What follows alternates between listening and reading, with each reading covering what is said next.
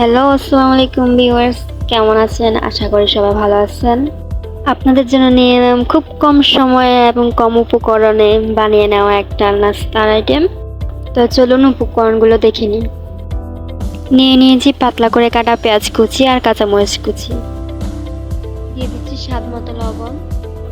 লবণটা মিশিয়ে একটা ডিম ভেঙে দিচ্ছি। বাস শেষ আমাদের উপকরণ। আপনার বাসায় মেহমান আসলে তাদের বসিয়ে রেখেও আপনি নাস্তাটা বানিয়ে গরম গরম পরিবেশন করতে পারেন, বানিয়ে দিতে পারেন বাচ্চাদের টিফিনেও। তো চলুন পাকঘরে।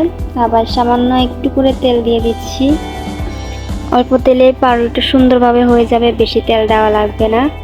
কম তেলে যখন হচ্ছে, বেশি খেয়ে শরীরে ক্ষতি করে কী লাভ বলেন। ডিমের মধ্যে একটা পাউরুটি দিয়ে এপাশ ওপাশ করে পাউরুটিতে ভালো করে ডিম লাগিয়ে নেবেন, ভিজিয়ে রাখবেন না, তাহলে সব ডিম একটা পাউরুটি খেয়ে ফেলবে।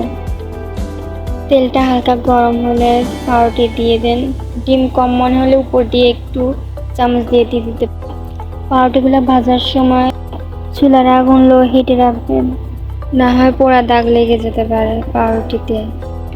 এইভাবে সবগুলা ডিমের মধ্যে ভিজিয়ে ভেজে নেবেন। একটা ডিম দিয়ে 4টা পাউরুটি খুব সুন্দরভাবে হয়ে যাবে।